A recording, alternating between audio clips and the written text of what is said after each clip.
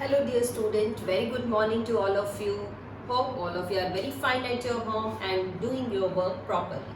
जैसा कि आपको पता ही है बेटा, आप लोग आजकल ऑनलाइन वीडियो से ही पढ़ रहे हैं, तो keep motivating yourself and doing your studies very well.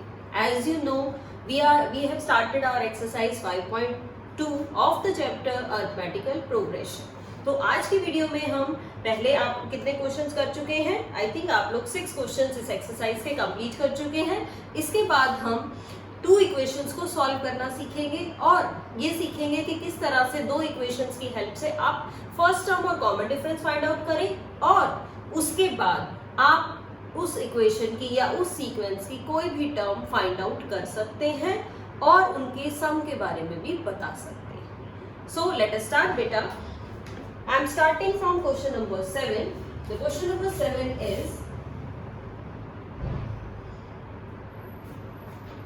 is find the 31st term of the AP.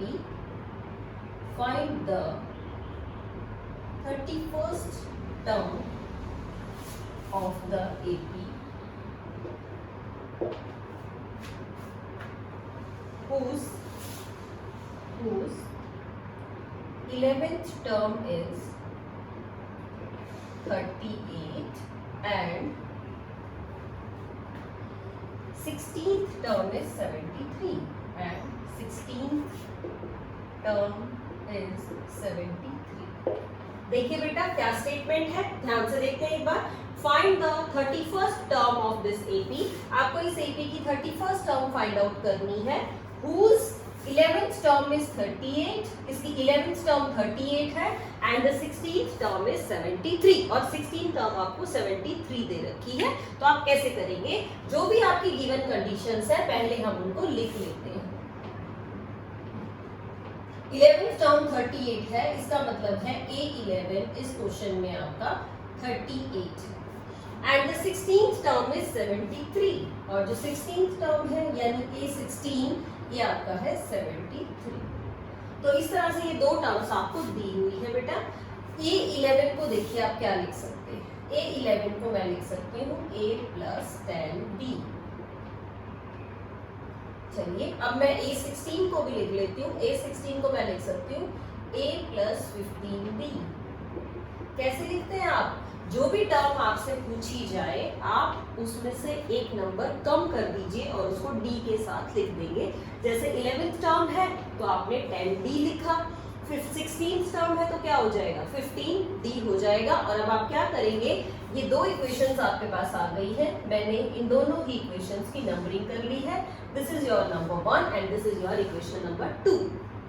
अब हम क्या करेंगे, इन दोनों इक्वेशंस की हेल्प से A और B फाइंड आउट करने की कोशिश करते हैं. देखिए बेटा कैसे फाइंड आउट करें.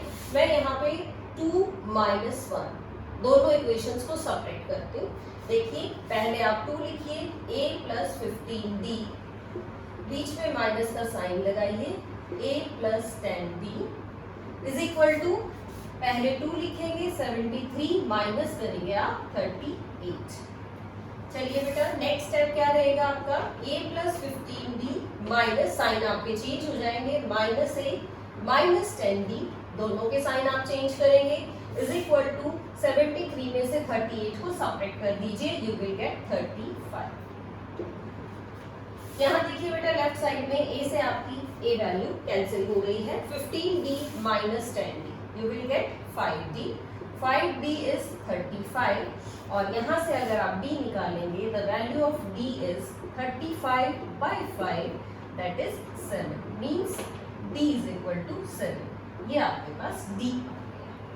अब क्या करें हम, D की वैल्यू आपके पास आ गई है.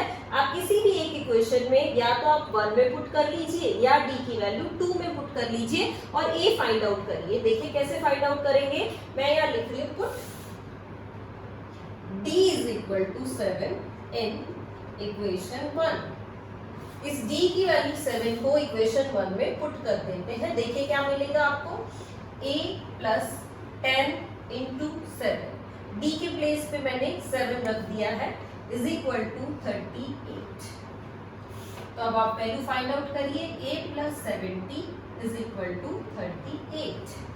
और इस तरह से आपके पास a की वैल्यू क्या आ गई है 38 माइनस 70।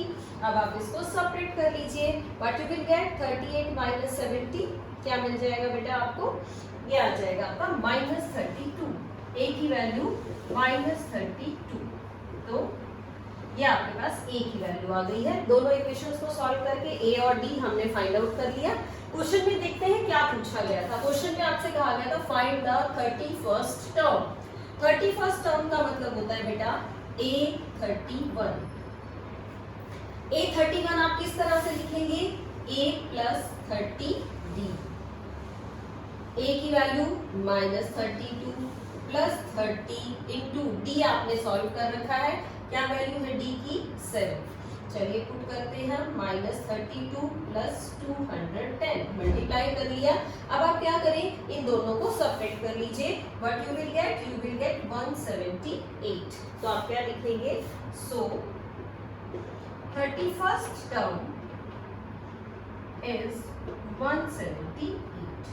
जो 31st टर्म है आपकी वो क्या आ जाएगी, वो 178 आ जाएगी। एक बार देखते हैं बेटा ध्यान से दोबारा।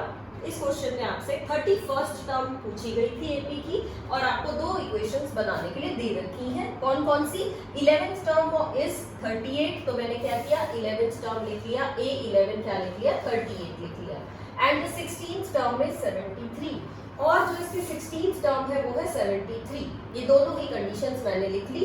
a11 को लिखा a प्लस 10b, a16 को लिखा a प्लस 15b।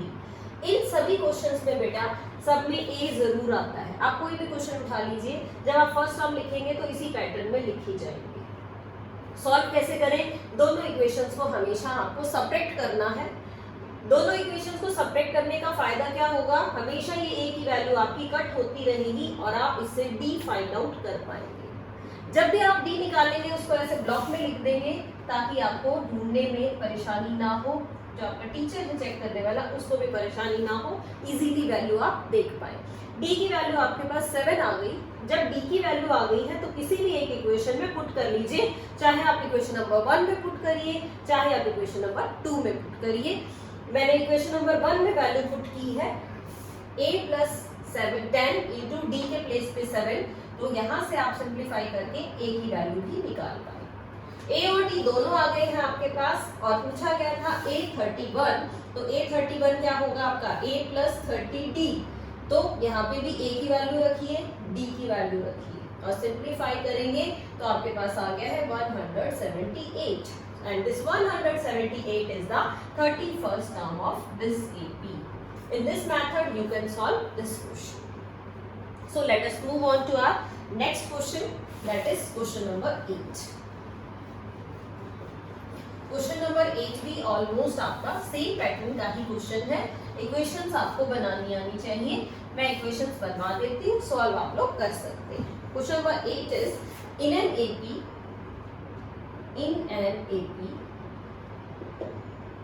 एक एपी में क्या है, consist of 50 terms, consist of 50 terms. जो एपी है आपका उसकी में 50 टर्म्स हैं, of which third term is 12, third term 12 है, and the last term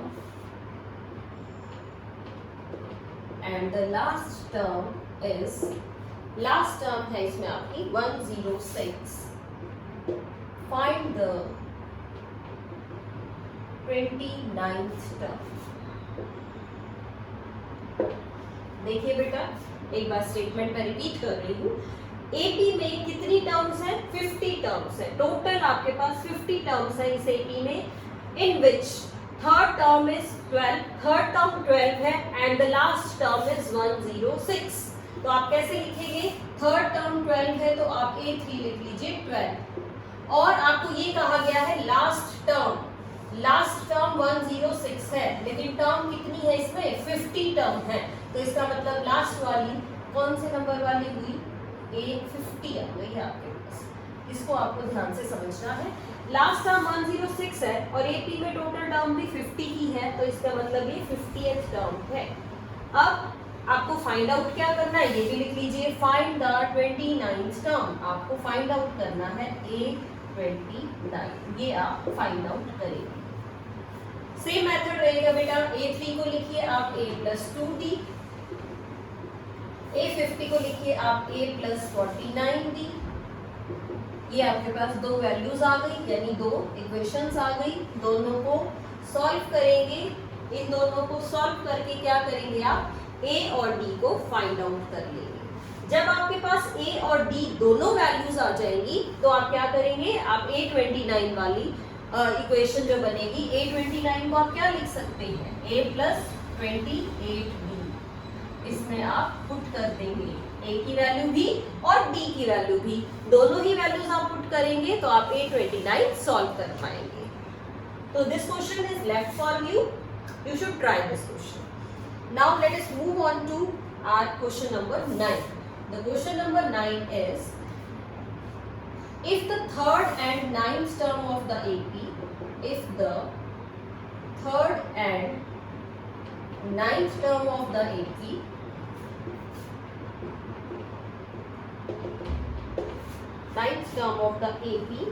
are 4 and -8 respectively, अगर आपकी जो थर्ड और नाइन्थ टर्म है वो है 4 and 8, then what you have to find out, which term is 0, which term is 0। Question में आपको कहता है कि थर्ड टर्म 4 है, नाइन्थ टर्म -8 है। आपसे पूछा गया है कि विच term of this AP is 0, इस AP की कौन सी टर्म 0 बनेगी। किस तरह से फाइंड आउट करेंगे बेटा, देखिए सबसे पहले वही सेम प्रोसीजर है आपका, आप लिख लीजिए कौन कौन सी इक्वेशंस दी हुई है, यानी A3 आपके पास है 4 और A9 आपके पास है -8। इन्हीं दोनों को खोल के लिख लेते हैं। A + 2D क्या बन गया 4 और A + 8D आपका बन गया है -8। नेमिंग कर लीजिए, this is number 1, this is number 2। ये आपके पास नंबर 1 इक्वेशन है, ये आपके पास नंबर 2 इक्वेशन है। फिर से क्या किया हमने, 2 - 1, 2 - 1 कर लीजिए, क्या आएगा A + 8D minus A + 2D is equal to, right side में भी माइनस कर लीजिए, -8 और -4। व्हाट यू विल गेट, आप ब्रैकेट खोल देंगे तो आपके पास आ जाएगा A + 8D minus A minus 2D minus 12। आप इन दोनों को ऐड कर लेंगे, A से आपकी वैल्यू A कट हो गई है, 8D माइनस 2D 60 आया -12, और यहाँ से आप अगर इसको कट कर देंगे तो आपके पास जो D की वैल्यू आएगी वो आएगी -2। The value of D is -2। -2 को 1 पे पुट कर दीजिए, आपका काम है, मैं वैल्यू लिख रही हूँ सिर्फ सॉल्व करके, जो D की वैल्यू -2 है आप यहाँ रखेंगे तो A की वैल्यू आपके पास 8 आ जाएगी। A की वैल्यू 8 कैसे निकालेंगे आप, पुट इन नंबर 1, D आप नंबर 1 में पुट करेंगे तो आपके पास A आ जाएगा। अब क्वेश्चन में पूछा क्या गया था आपको फाइंड आउट करना विच टर्म इज 0, कौन सी टर्म 0 है। तो जब भी आपसे इस तरह का क्वेश्चन पुट अप होगा आप क्या कहेंगे, let 0 be the nth term. हम कहते हैं कि 0 कौन सी टर्म है, nth टर्म है। मैंने एज्यूम कर लिया कि ये जो 0 आई है ये मेरी nth टर्म है। nth टर्म का मतलब क्या होता है, an, यानी मैंने सपोज कर लिया है कि an हमारी 0 है। an को लिखिए खोल के, A + n - 1D, और क्या करें इसमें, A और n दोनों की वैल्यूज आप इसमें सब्स्टिट्यूट कर देंगे, यानी पुट कर देंगे। The value of A is 8 and the value of D is -2। Simplify करते हैं बेटा, A को शिफ्ट करिए, n - 1 into -2 is equal to -8। इस -2 से पहले आप माइनस से माइनस कट कर लीजिए और 2 को भी कट कर दीजिए, 2 4 ज़ा 8, तो n - 1 इज 4 और you can say n is equal to 5। तो आपके पास n क्या आ गया है 5 आ गया है। n 5 आने का मतलब है कि ये जो 0 है ये इसकी कौन सी टर्म है, ये इसकी 5th टर्म है। आप क्या कहेंगे कि 0 is the 5th term of this AP। आपसे क्वेश्चन ही ये पूछा गया था विच टर्म इज 0, तो what is the answer here, 5th term is 0। इस AP की 5th टर्म क्या बन गई है, 0 बन गई है। इंपॉर्टेंट टाइप है बेटा, क्या करना है आपने, पहले जो दो इक्वेशंस या दो कंडीशंस दी हैं उनसे हम क्या करेंगे, दो इक्वेशंस बना लेंगे। उन दोनों इक्वेशंस को सॉल्व करने का काम हमने सीख लिया है, बहुत अच्छे से हमारा ये मेथड क्लियर हो गया है कि how to find out two values A and D from two given equations. तो हमने A भी फाइंड आउट कर लिया और D भी फाइंड आउट कर लिया। जब क्वेश्चन में आपसे पूछा जाए कि विच टर्म इज 0, तो आप क्या करेंगे, आप एज्यूम कर लेंगे जो भी टर्म आपको कही जा रही है आप उसको nth टर्म मान लीजिए और 0 कहा गया तो 0 के इक्वल रख दीजिए। अगर यहाँ कोई और नंबर होता तो आप उसके इक्वल रख देते। क्या करना है, an को खोलना है, उसमें a और d दोनों की वैल्यूज को पुट करना है और इससे आपका क्या आ जाएगा, n आ जाएगा। n क्योंकि नंबर ऑफ टर्म्स है तो n हमेशा आपका एक नेचुरल नंबर आएगा। नंबर ऑफ टर्म्स में आप क्या फाइंड आउट करेंगे, ये हमेशा आपका एक नेचुरल नंबर आने वाला है। अगर नेचुरल नंबर आएगा तभी वो उस AP की टर्म बनेगी, अगर ये नेचुरल नंबर नहीं आया तो AP की टर्म नहीं बनेगी। ऐसे ही कॉन्सेप्ट का एक और क्वेश्चन हमारे पास है एक्सरसाइज में, let us do that question. The question is question number, देखते हैं कौन सा क्वेश्चन है।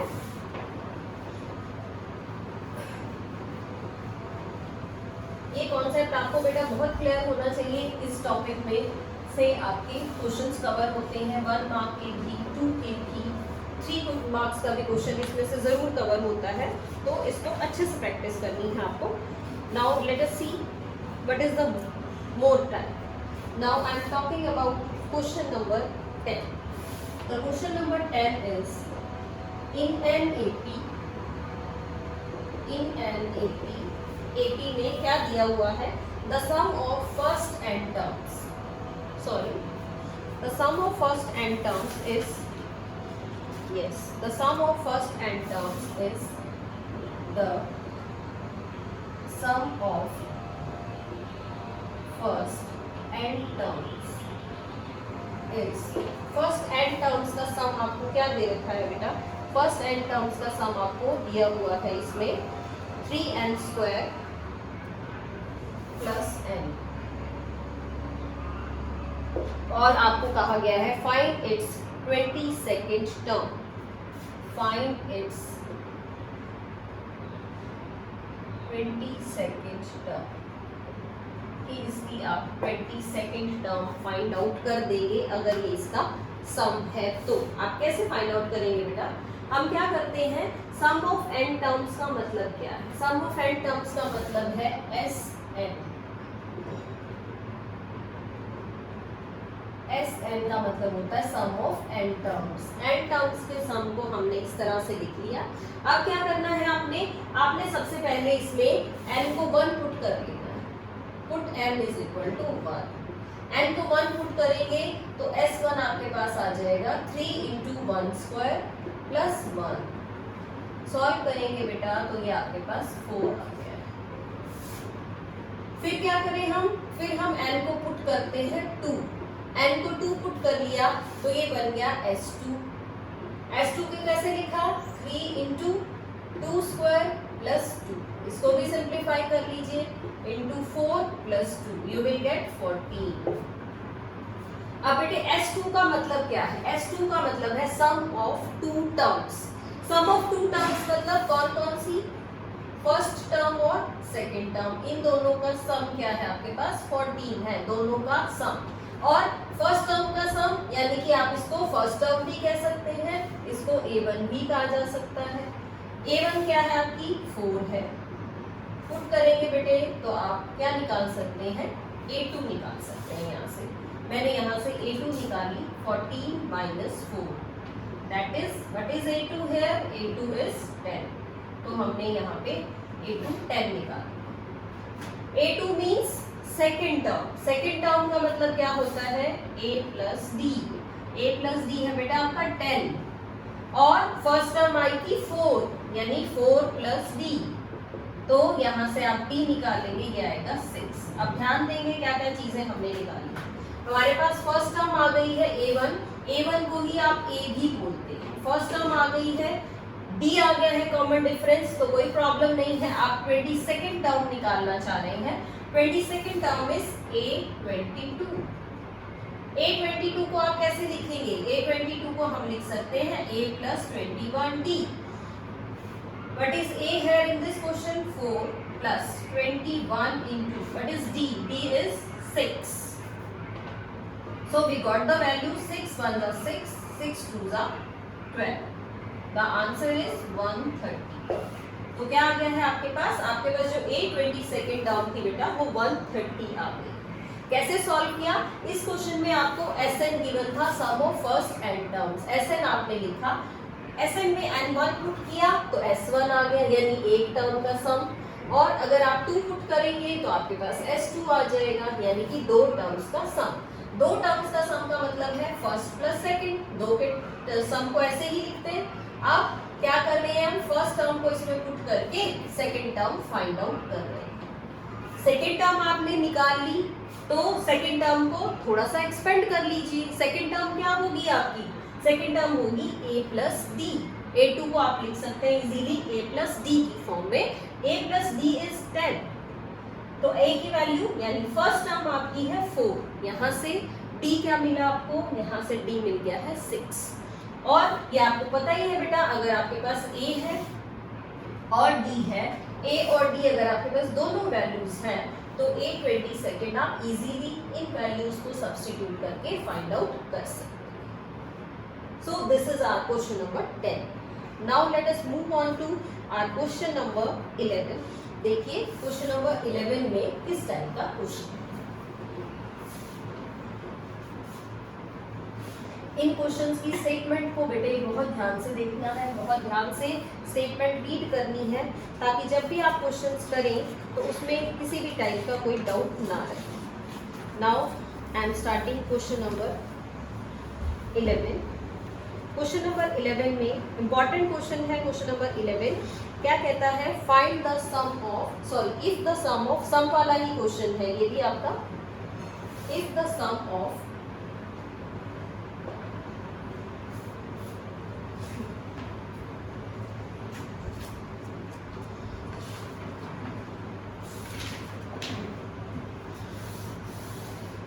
sorry, the question number 11 is the different question. Question number 11 का A part, it has many parts, so I am starting it the first part of it. Which term of the AP? Question है आपका, which term of the AP?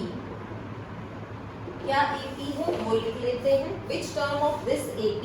AP है आपका 3, 15, 27 and the next is 39। इस AP की कौन सी term will be 120 more than its 120 more than its 64th term, more than its 64th term।